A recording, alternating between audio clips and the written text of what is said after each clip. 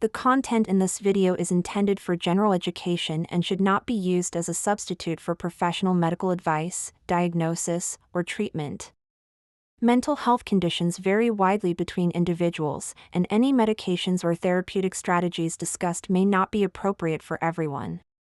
Always consult with a licensed physician, psychiatrist, or mental health professional regarding your personal situation.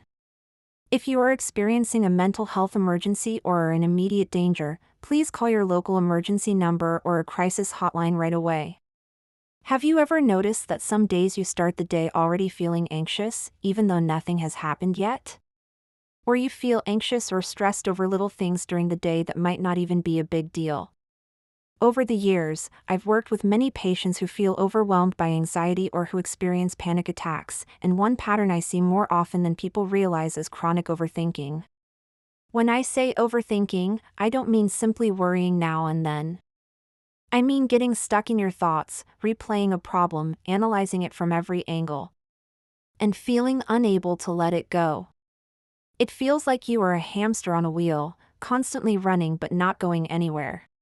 You understand the thought and know it is not something to be bothered by, but you cannot seem to help but keep thinking about it. Over time, this mental loop can increase your baseline level of anxiety. Usually, when we overthink something that's bothering us, we push the thought away and eventually it fades.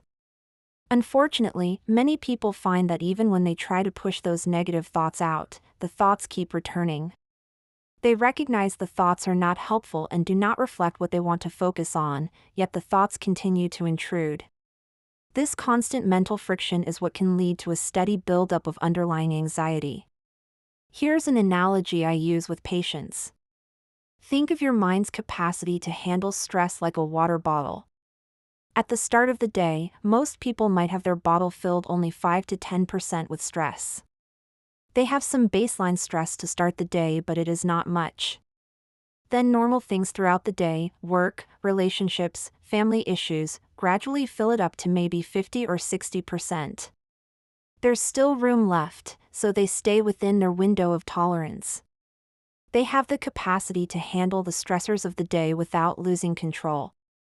But for people who chronically overthink, their baseline level of the bottle does not start at a low level like 10%.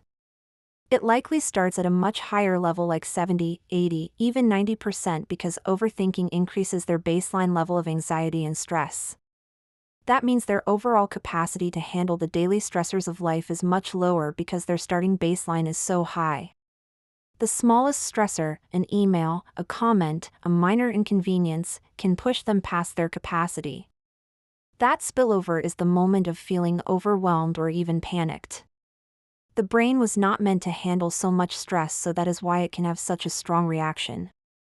This issue of overthinking increasing our baseline anxiety and thus causing diminished capacity to handle daily stress could be a core issue for those suffering from debilitating levels of anxiety and worry. So what can you do about this? In my next video, I am going to walk through the treatment strategy to potentially lower your baseline anxiety and hopefully break the overthinking cycle. If this resonated with you, make sure to follow along.